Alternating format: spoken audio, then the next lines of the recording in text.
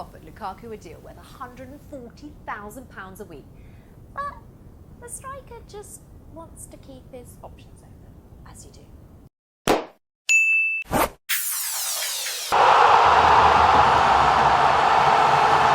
Okay, so this story gets more and more confusing day by day. A few weeks ago, I listened to his agent on TalkSport saying that the deal was 99% done. And now it's just not. And then there's apparently Chelsea considering a £100 million double deal for Lukaku and his teammate Ross Barkley. That's strange, right? Anyway, apparently he didn't want to seem disingenuous, which is why he pulled out of talks.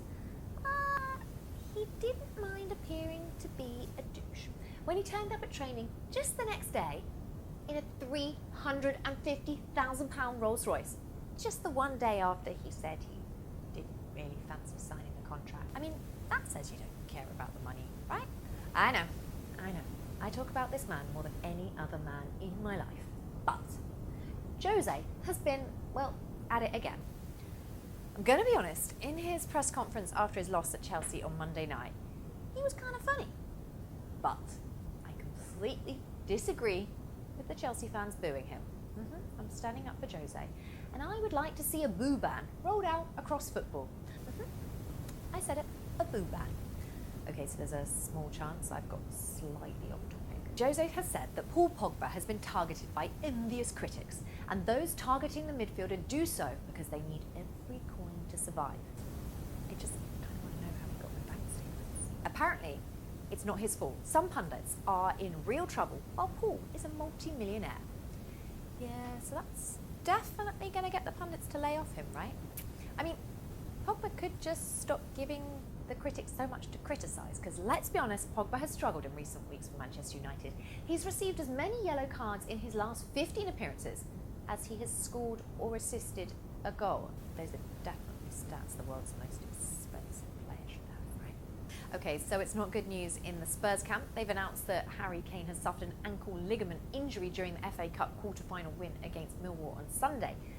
But here's the thing.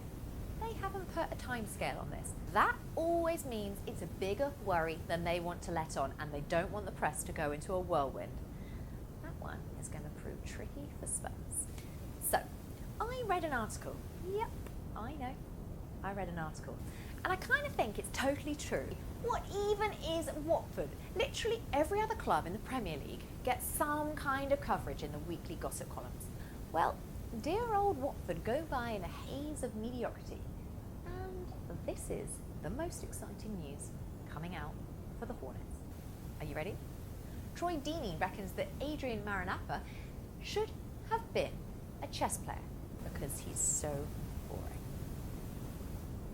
Bit like this news story? Basically, Watford boring go together like birds of a feather. Okay, well, in other news, 3 men have been charged with the burglary at Chelsea captain John Terry's £5 million mansion in Surrey while he was away skiing. Whew.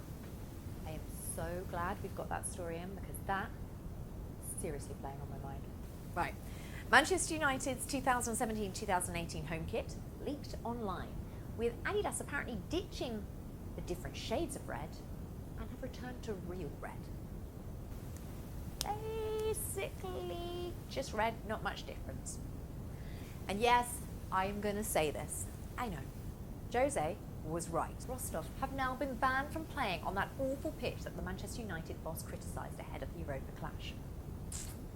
Can't believe it, I said Jose was right. On that bombshell, definitely done.